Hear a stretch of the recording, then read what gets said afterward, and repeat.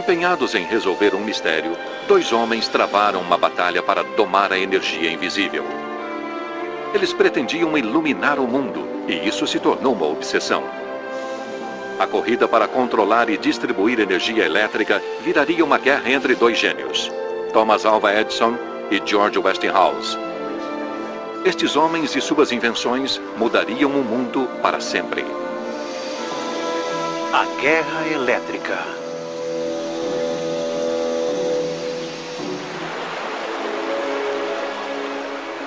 As lendárias cataratas do Niágara, na fronteira do Canadá e Estados Unidos, são uma incrível fonte de energia. 120 anos atrás, geradores elétricos movidos pela imensa força das águas correntes começaram a utilizar o poder destas quedas.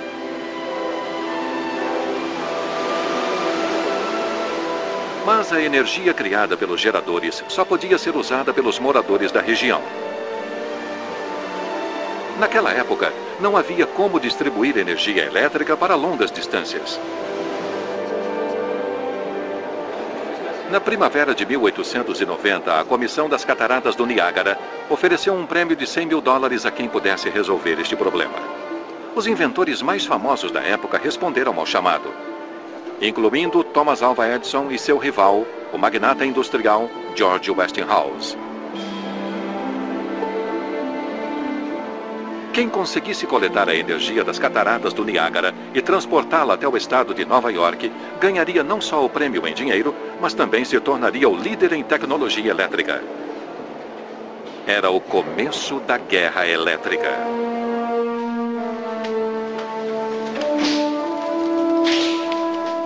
Doze anos antes, no seu laboratório em Menlo Park, na cidade de Nova York, Thomas Edison estava trabalhando em um projeto ambicioso.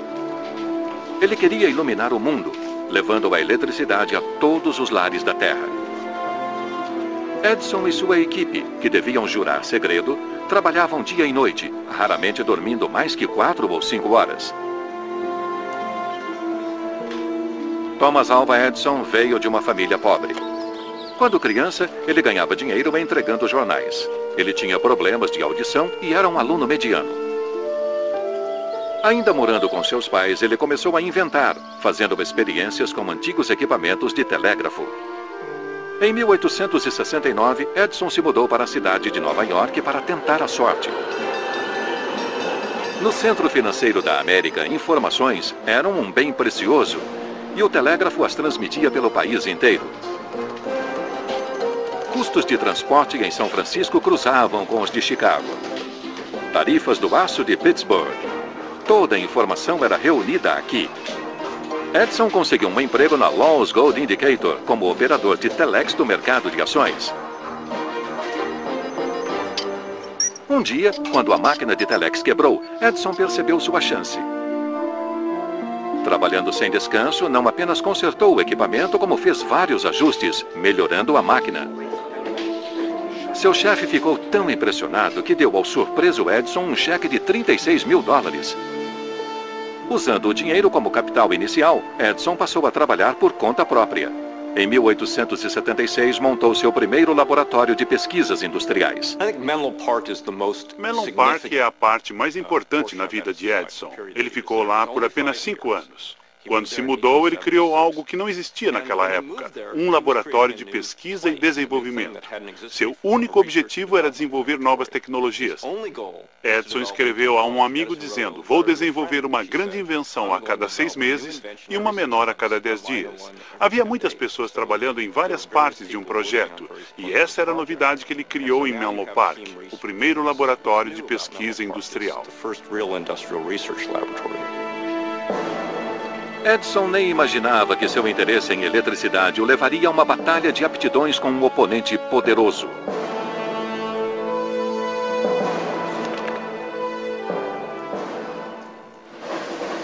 Em Pittsburgh, na Pensilvânia, George Westinghouse estava ocupado construindo seu império industrial.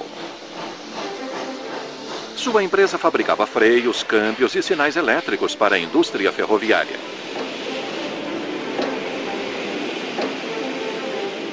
Westinghouse e Edison tinham quase a mesma idade. Assim como Edison, O jovem George também era um fracasso na escola, preferindo trabalhar na oficina de seu pai.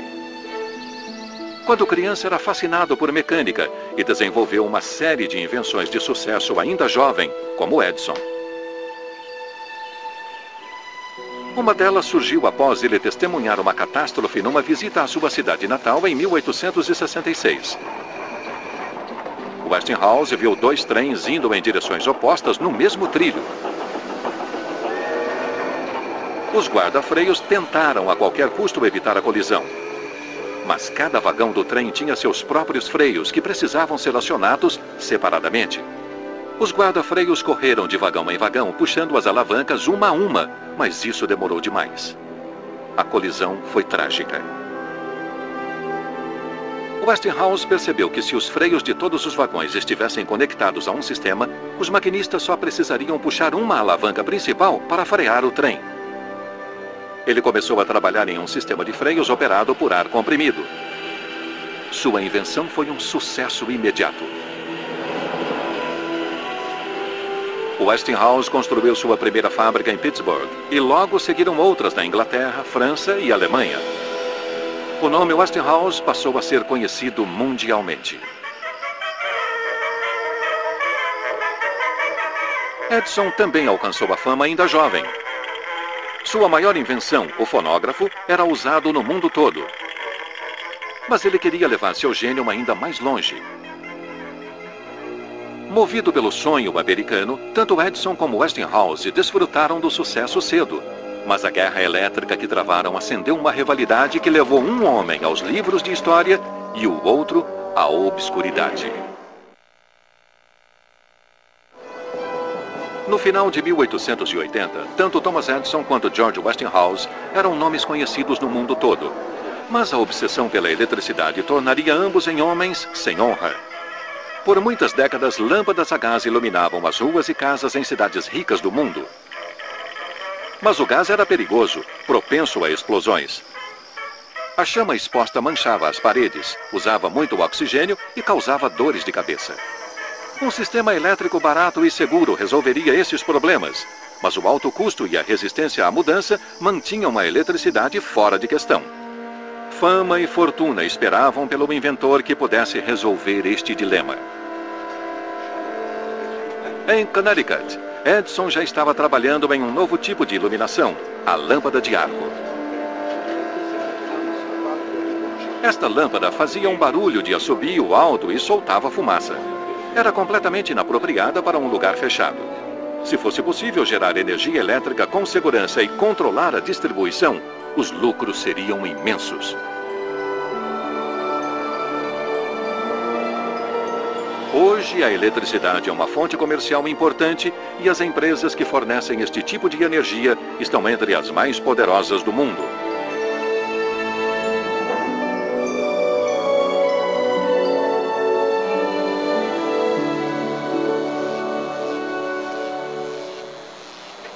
A energia se tornou objeto de especulação nas bolsas de valores. Hoje, em questão de segundos, negociadores reagem às mudanças de cotações e vendem enormes quantidades de eletricidade em todo o mundo.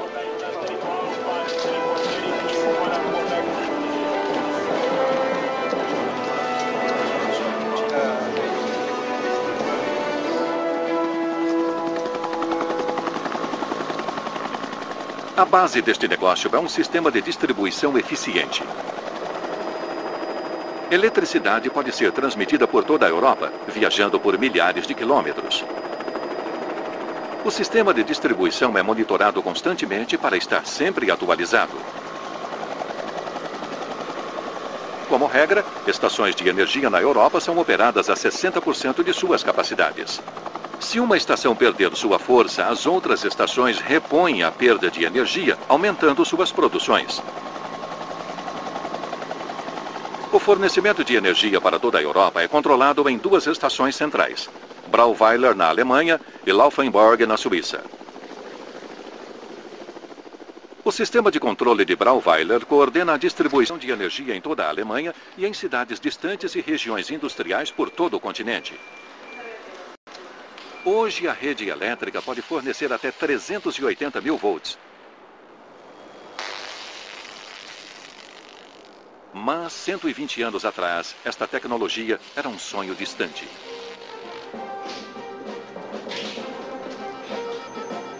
Em Menlo Park, Edison fazia os primeiros testes com lâmpadas incandescentes. No começo, ele falhou em deixar as lâmpadas acesas por mais tempo do que deveria. A espiral metálica queimava pelo superaquecimento. Edison não acreditava muito em teorias. Era um homem prático. Sua crença era tentar de tudo e aprender com seus erros.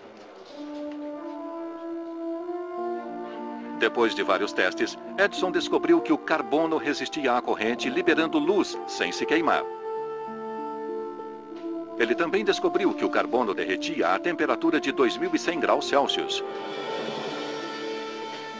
Agora, ele e sua equipe faziam testes com várias formas de carbono.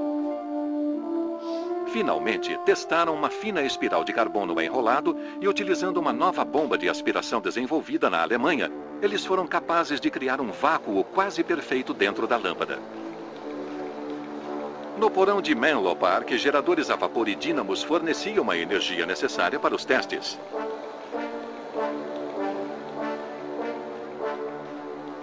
Finalmente, depois de meses de experiências, a equipe chegou a uma conclusão. A lâmpada com espiral de carbono durou 13 horas antes de queimar. Era um novo recorde. Em 1880, Thomas Edison recebeu a patente para a lâmpada com filamento de carbono, mas a um custo muito alto. O desenvolvimento da lâmpada custou $150 mil. Edison precisava de mais dinheiro. Ele queria construir um sistema completo, com interruptores, cabos fusíveis e geradores. Seus patrocinadores, porém, estavam céticos. Eles já haviam investido muito dinheiro por pouco retorno. Então, Edison decidiu seguir sozinho, fabricando ele mesmo todos os componentes.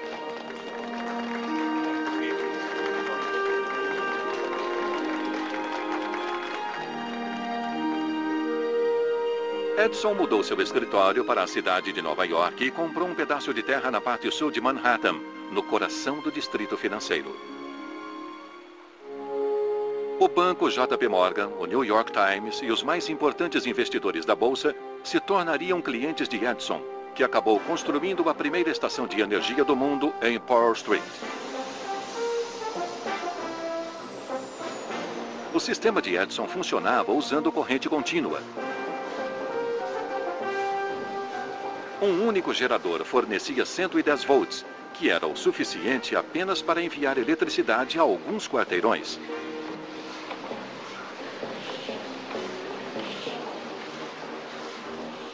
Para fornecer energia para toda a cidade de Nova York, seria necessário construir estações de energia em quase todas as quadras.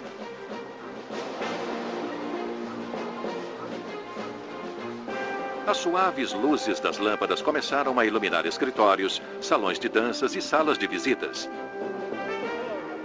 Alguns ricos moradores de Nova York até possuíam geradores em suas próprias casas. A luz elétrica prometia se tornar um enorme negócio.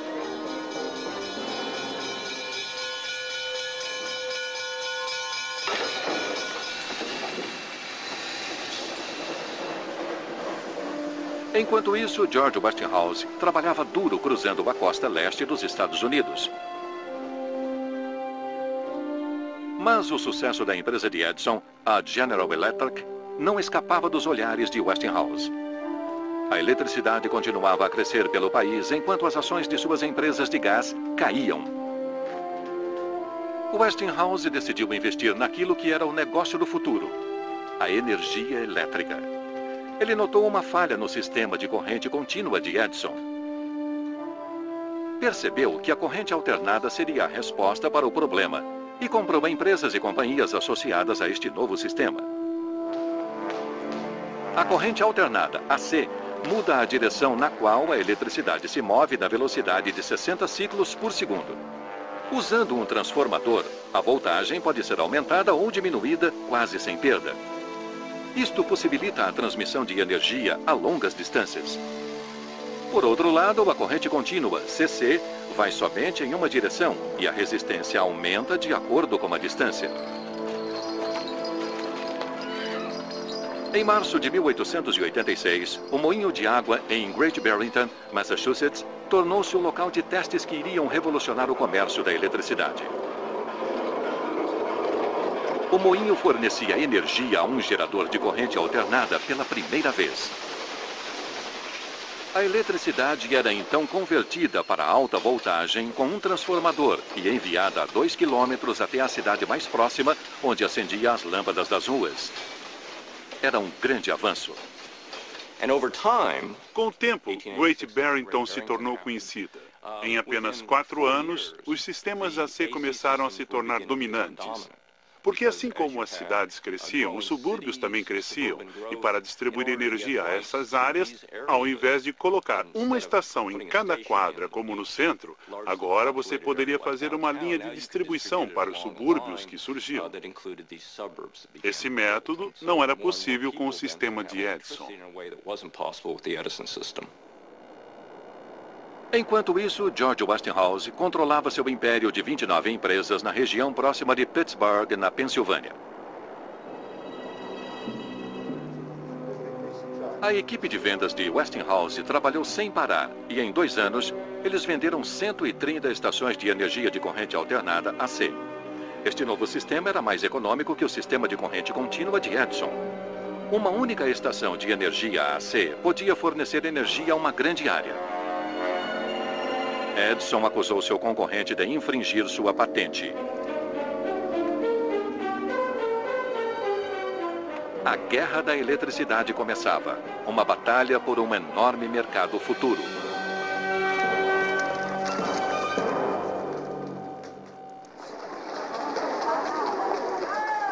Em Nova York, estranhos incidentes envolvendo a estação de energia Power Street de Edison foram relatados. Reclamações de cães que uivavam e cavalos que se descontrolavam ao se aproximarem da estação. Seriam os cabos subterrâneos de energia de Edison os responsáveis? Edison iniciou uma campanha de marketing para provar que sua eletricidade de corrente contínua não era perigosa. Ele organizou um grupo de 400 homens para andar pelas ruas de Nova York com lâmpadas acesas acopladas a capacetes e com cabos passando pelas mangas conectados a geradores portáteis que seguiam o grupo.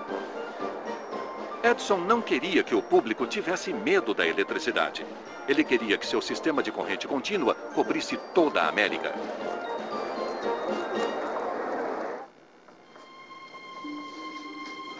Em junho de 1884, um jovem sérvio chegava à América. Ele teria um papel crucial na guerra da eletricidade. O jovem chegou com 4 centavos no bolso e uma carta de recomendação endereçada a Thomas Edison. Existem 2 gênios neste planeta, escreveu o responsável pelo escritório de Edison em Paris. Você é um deles e o outro está na sua frente. Seu nome é Nikola Tesla. Tesla trabalhava para a empresa de Edison em Paris como operador de telégrafo. No seu tempo livre, ele desenvolveu projetos para a energia AC, mas ninguém se interessou. Agora que veio até a América, ele esperava que Edison, o maior inventor do século, pudesse reconhecer seu potencial. Depois de ler a carta, Edison deu ao jovem um emprego. Mas logo ficou claro que os dois não podiam trabalhar juntos. Tesla estudou nas melhores universidades da Europa. Era conhecido por desafiar os professores com suas ideias ousadas. Com ambição e muito talento, deixou a escola para seguir a carreira de engenheiro elétrico. Tesla tinha uma habilidade mental incrível e, ao contrário de Edison, que insistia em documentar tudo, Tesla armazenava os resultados de suas experiências em seu cérebro, documentando somente o que achava necessário. Edison rapidamente ficou frustrado com seu jovem protegido.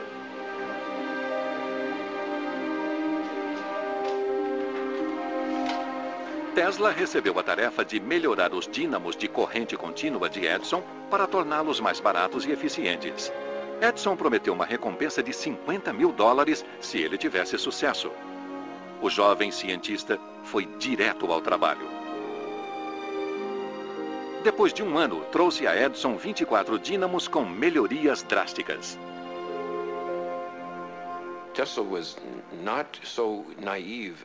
Tesla não era tão ingênuo a ponto de não entender seu valor. E quando Edison sugeriu a ele que trabalhasse nos dínamos de corrente contínua para receber uma recompensa em dinheiro no valor de $50 mil, ele aceitou imediatamente. Tesla aproveitaria esta oportunidade para se estabelecer em uma base técnica. E ele trabalhou duro por muitos meses. Eu diria que há um paralelo entre Edison e Tesla. Ambos eram viciados em trabalho. Eles trabalhavam por muitas horas. E depois de completar as melhorias nos dínamos, ele foi até Edison e disse: "O trabalho está feito. Onde estão os $50 mil? E supostamente Edison teria dito: "Bem, Sr. Tesla, você ainda não entendeu o senso de humor americano." Ao invés da recompensa prometida, Edison ofereceu a Tesla um aumento de $9 por semana. Nikola Tesla ficou furioso. Ele achou a oferta de Edison desonesta e ofensiva e pediu demissão da General Electric.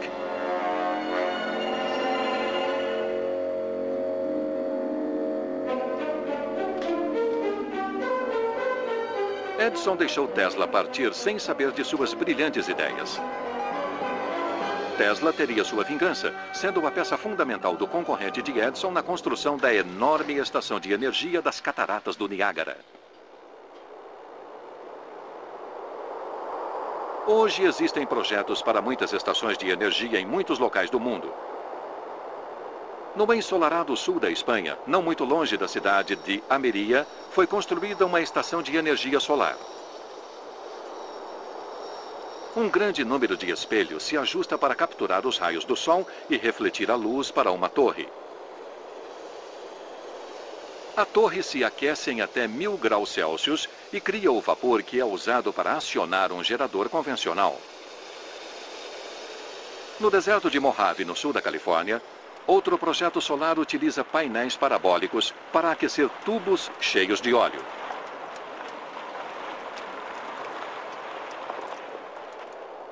O óleo aquecido é usado para movimentar geradores elétricos. A ideia é que as estações de energia solar construídas em regiões quentes do planeta podem produzir enormes quantidades de energia. O lado negativo é que quanto maior a distância que a eletricidade tenha de percorrer, maior é a perda de energia. Os esforços para resolver este problema continuam. Um tubo de prata pura está sendo desenvolvido para se criar um cabo. O que parece ser um procedimento do dia a dia é, na verdade, tecnologia de ponta. Uma nova mistura de cerâmica no centro deste cabo dá propriedades revolucionárias de transmissão, sem perda de energia.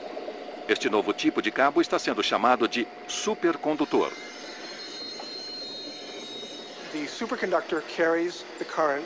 O supercondutor carrega a corrente com 0% de resistência e perda. Então, o transporte da corrente do ponto A para o ponto B pode ser feito de forma bem simples com o supercondutor.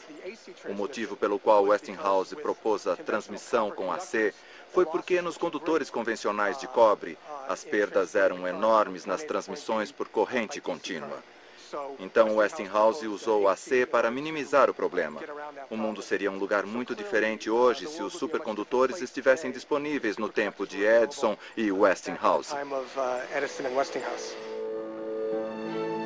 Hoje, a tecnologia de supercondutores ainda está no início, mas esta empresa tem planos ambiciosos. Eles estão trabalhando para desenvolver um novo sistema de energia e construir motores elétricos mais leves e eficientes. Visão muito parecida que inspirou Nikola Tesla anos atrás. No final de 1890, a guerra da eletricidade voltava a esquentar. Tesla, Westinghouse e Edison brigavam para revolucionar a indústria elétrica. Com fama e dinheiro em jogo, eles não descansariam até alcançar seus objetivos. No dia 16 de maio, Nikola Tesla deu uma palestra que o tornou famoso mundialmente. Na frente de uma audiência de especialistas e engenheiros elétricos, ele apresentou seu motor de corrente alternada. O motor funcionava sem fricção mecânica. Tesla descobriu uma forma de usar campos magnéticos para girar o motor. Era genial. O motor era muito durável e quase sem manutenção.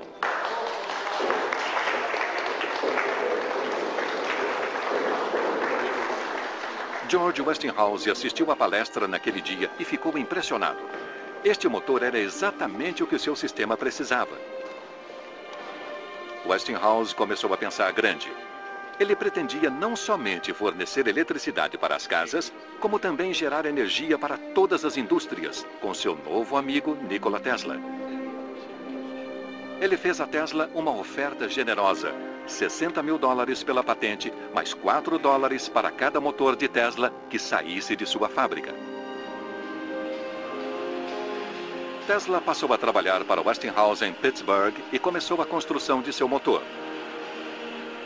Este sistema era muito superior ao obsoleto sistema de corrente contínua de Edison. Como o grande inventor não percebera isto? A disputa pública entre Edison e Westinghouse não dava sinais de acabar. Então, Westinghouse decidiu fazer uma oferta para tentar uma reconciliação. Ele sugeriu que as duas empresas se unissem. Ao invés de gastar energia e rancor na competição, eles poderiam trabalhar juntos na construção de um sistema perfeito.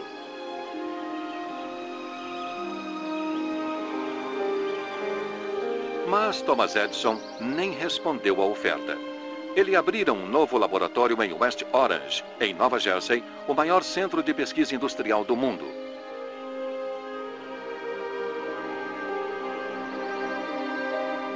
Ao invés de estabelecer um monopólio, como era seu plano inicial, ele se encontrava lutando por sua parcela de mercado contra um concorrente que havia desenvolvido uma tecnologia superior. Seus engenheiros o pressionavam para mudar para a corrente alternada, mas Edison já havia investido muito dinheiro, muito trabalho e muito orgulho. Afinal, ele era o grande Edison, o inventor do século. De seu escritório em West Orange, Edison lançou uma campanha de propaganda como a América nunca havia visto. Ele distribuiu panfletos que alegavam que a corrente alternada era vista como uma ameaça mortal. Seu objetivo era fazer com que o público em geral temesse o produto de seu concorrente.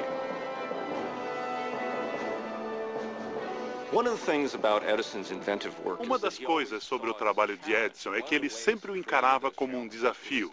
E uma das formas que ele criava esses desafios era tendo alguém como seu inimigo, seu rival em invenções. E assim era sempre uma corrida para melhorar alguma coisa ou para ganhar de alguém quando o assunto era invenções. E por toda a sua vida, Edison foi assim. Mas sua natureza competitiva às vezes ia longe demais. Numa ocasião, no parque de diversões de Coney Island, nos arredores de Nova York, um elefante chamado Topsy ficou fora de controle. Na confusão, Topsy feriu inocentes e matou 3 tratadores. As autoridades locais pediram ajuda a Edison. Ele decidiu usar esta tragédia a seu favor. Sugeriu que colocassem um animal sobre 4 placas de metal conectadas a um gerador de corrente alternada, construído por seu rival, George Westinghouse. O elefante foi eletrocutado. Westinghouse ficou indignado. Ele escreveu para o New York Times e lançou um protesto público contra a crueldade de Edison e sua equipe. Tesla estava igualmente enojado. Esta era uma área completamente nova para Nikola Tesla. Ele era filho de um padre sérvio ortodoxo, com um código de ética e moral muito rígido. Ele não estava preparado para a briga que ia acontecer e também não estava preparado para as manipulações financeiras envolvidas nessa briga. Mas estava preparado para o desenvolvimento técnico que seria exigido.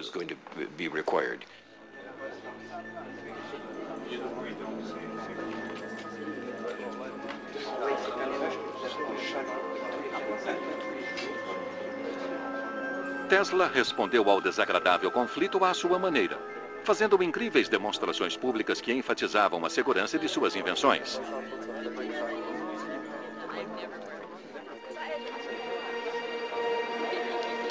Ele fez a corrente elétrica correr pelo seu corpo e fez até lâmpadas acenderem sem estarem conectadas. Tesla, o mágico, tentou de tudo para mostrar aos habitantes de Nova York que não havia motivo para temer a corrente alternada.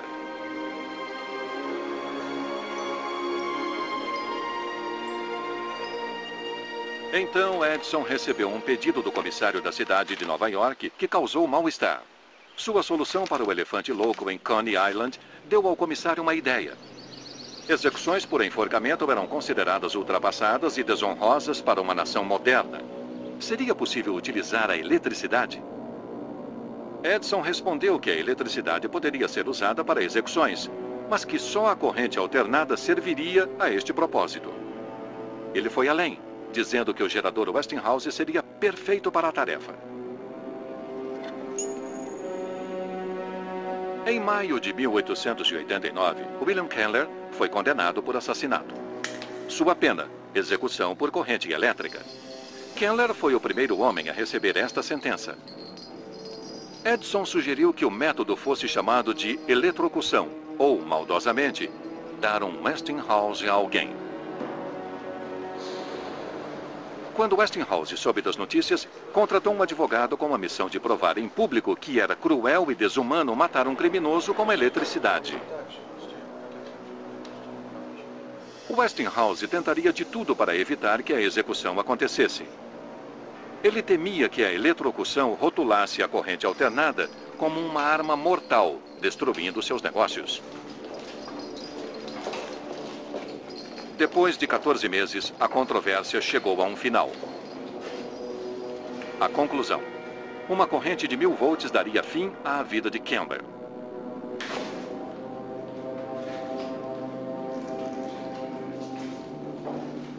No dia da execução, Kemmler parecia mais calmo que qualquer pessoa na sala. Ele pediu aos guardas que certificassem que ele estava bem preso à cadeira.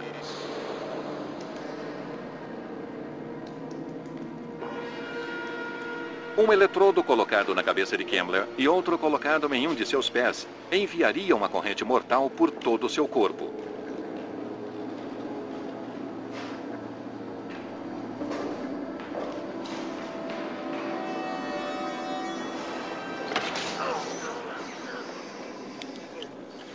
A execução foi um desastre.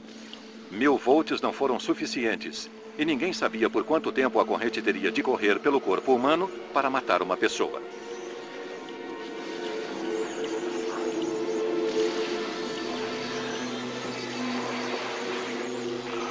Kemmler se contorcia e agonizava.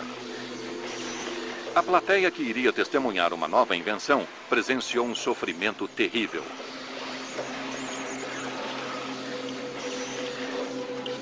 Os jornalistas se afastaram horrorizados. Os médicos finalmente ordenaram que a energia fosse desligada. Quando examinaram Kemmler, eles ficaram chocados em constatar que ele ainda estava vivo. Eles não sabiam o que fazer e decidiram ligar novamente a cadeira, enviando mais corrente pelo corpo de Kemmler. Desta vez, o gerador foi ajustado em 2000 volts. De repente, tudo estava terminado. Um terrível espetáculo, pior do que enforcamento, como disse um jornal de Nova York.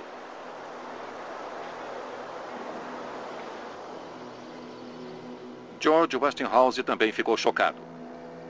Deviam ter usado um machado, foi seu comentário. A batalha com Edison havia ido longe demais, e a guerra estava longe de acabar.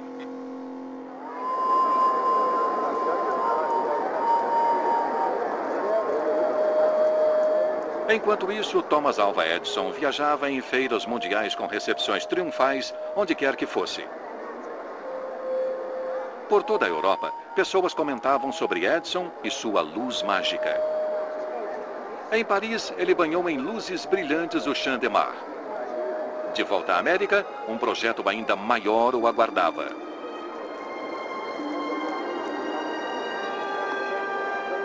Todos comemoravam o aniversário de 400 anos da descoberta do Novo Mundo por Colombo.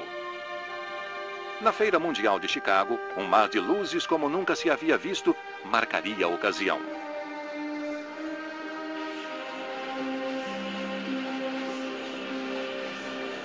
Edison desenvolveu uma máquina que produzia lâmpadas quase automaticamente. Isto era importante, pois ele precisaria de milhares delas para o evento. Edison enviou sua proposta confiante que seria escolhido.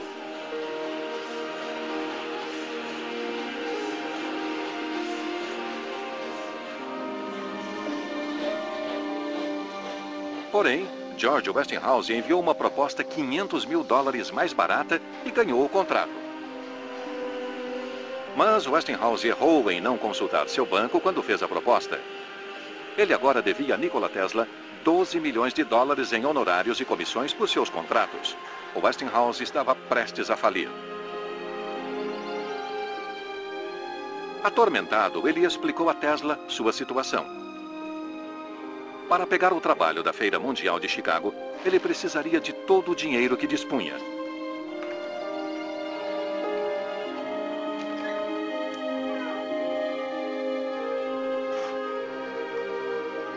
Para Tesla, os ideais eram mais importantes que dinheiro, e foi George Westinghouse quem acreditou nele no início e tinha sido um colaborador leal.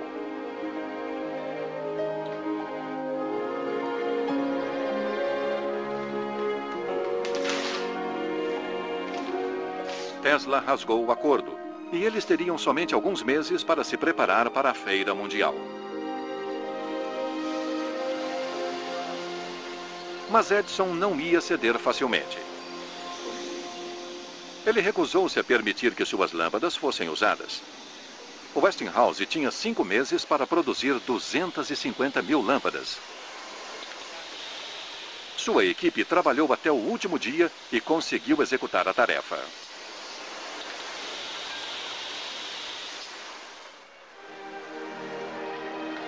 Milhares de visitantes vieram à abertura da Feira Mundial. Quase 30 milhões de pessoas viajaram para Chicago para admirar o mar de luzes criado por Westinghouse e Tesla.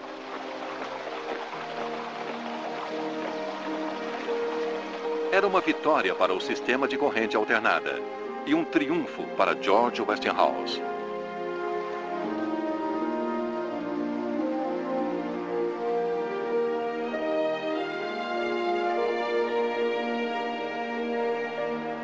A Comissão das Cataratas do Niágara, que recebera várias propostas para a geração de energia, estava convencida que somente a corrente alternada poderia aproveitar melhor o potencial das cataratas.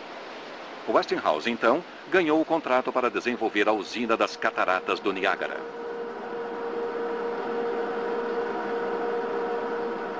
Em 1891, 2 anos antes, Tesla e Westinghouse ouviram falar de um projeto inovador na Europa.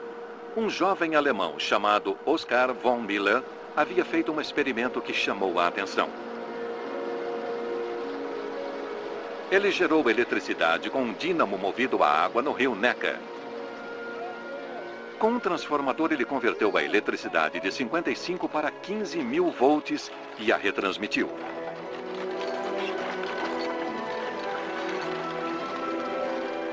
Ele construiu a primeira linha de transmissão e levou a eletricidade para a cidade de Frankfurt, a 175 quilômetros de distância. Lá, ela seria utilizada para acionar 1000 lâmpadas e uma cachoeira artificial, um feito que repercutiu do outro lado do Atlântico.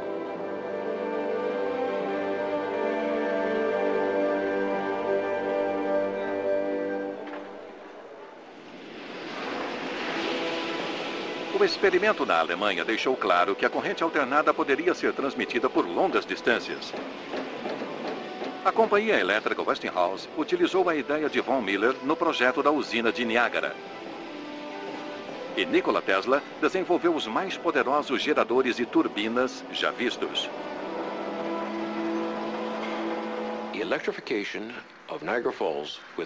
A eletrificação das cataratas do Niágara, com corrente alternada, foi provavelmente o mais importante desenvolvimento tecnológico do mundo até então. Da escolha da corrente alternada em 1893 ou 1895, até a produção em si em 1896, a notícia era dada em jornais no mundo inteiro.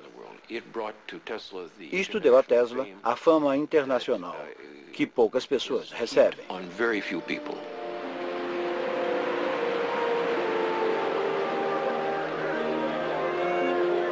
No dia 15 de novembro de 1896, a usina das Cataratas do Niágara foi inaugurada oficialmente.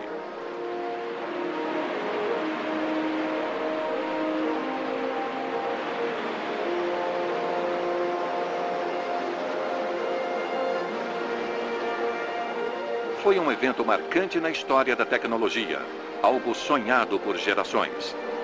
Nikola Tesla e George Westinghouse transformaram uma visão em realidade. Eles venceram a guerra da eletricidade. A água caía em colunas de 50 metros de altura. No fundo, 10 turbinas com 50 mil cavalos de força giravam enormes dínamos de corrente alternada.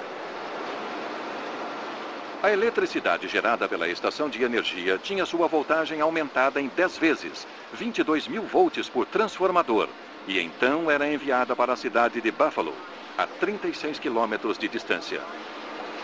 Lá, a energia era novamente baixada para uma voltagem manipulável e usada para operar máquinas e iluminar casas e lojas. Após anos de batalhas, a guerra da eletricidade chegava ao fim, culminando com o projeto em Niágara. Até hoje, as cataratas do Niágara fornecem energia para o leste e o centro-oeste americano, mas a energia agora se concentra em uma fonte mais distante. Apesar da guerra da eletricidade do século XIX ter terminado, hoje há novas batalhas para controlar a energia mundial. Com recursos limitados na Terra, cientistas e inventores modernos estão buscando respostas no Sol. Na Alemanha, o Instituto Max Planck de Física Plasmática vem conduzindo pesquisas de fusão nuclear há 40 anos. Hoje, 1000 pessoas trabalham na construção de uma estação de energia de fusão. Seu objetivo é produzir energia a partir do núcleo atômico da mesma forma que a energia calórica é criada no centro do Sol. Mas ainda é muito experimental. Os riscos da fusão nuclear são bem menores do que os riscos da fissão nuclear e produz menos lixo radiativo. Se os cientistas puderem controlar a fusão nuclear, será possível produzir quantidades inimagináveis de energia. Até agora, fusão nuclear é somente uma teoria. Os cientistas conseguiram produzir fogo de plasma que durou apenas alguns segundos. Um teste está prestes a ser executado. A fusão de um núcleo atômico exige uma temperatura de 100 milhões de graus Celsius. O plasma é aquecido utilizando-se tecnologia parecida com a do forno de micro-ondas. O combustível neste teste é um gás ionizado, plasma composto dos elementos deutério e lítio. Já que nenhum material conhecido pode suportar o calor do fogo de uma fusão nuclear, o plasma ficará flutuando na câmara de combustão por um campo magnético extremamente forte, produzido por espirais supercondutoras. No começo do século XX, Nikola Tesla criou o espiral Tesla, que gerava incríveis quantidades de energia. Depois do sucesso da estação de energia das Cataratas do Niágara, Tesla almejou o futuro. Perto de Nova York, ele deu início a um projeto revolucionário, onde pretendia transmitir energia de torres para navios e máquinas sem fios. Mas não funcionou. Sua visão ainda está para se tornar realidade. A vitória de Westinghouse na guerra da eletricidade fez da sua empresa um sucesso internacional. Ele chegou a ter 50 mil funcionários. Os custos de expansão eram enormes, mas Westinghouse não tinha patrocinadores. Em 1907, a Bolsa de Valores americana quebrou e os bancos cortaram seus créditos. George Westinghouse foi deixado com uma dívida de 72 milhões de dólares. Ele foi forçado a entregar o controle de sua empresa. O trabalho de sua vida desmoronou a seus pés. Por outro lado, Edison já trabalhava em novas invenções. Mas ele ainda amargava a derrota para a corrente alternada. Nos anos 20, Edison foi homenageado pelo aniversário de 50 anos da invenção da lâmpada. As pessoas atribuíram a ele tudo o que era elétrico, inclusive os sistemas de corrente alternada que todos estavam usando. O próprio Edison, nos anos 20, continuava contrário a esse sistema. E ele nunca aceitou o fato de que esse sistema era melhor que o seu.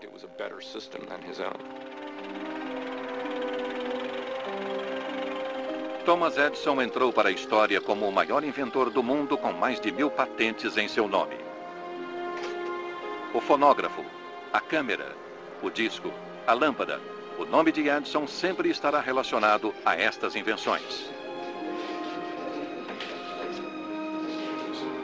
Já no final da vida, ele admitiu a seu filho: "Acho que o maior erro que cometi na vida foi não mudar para a corrente alternada."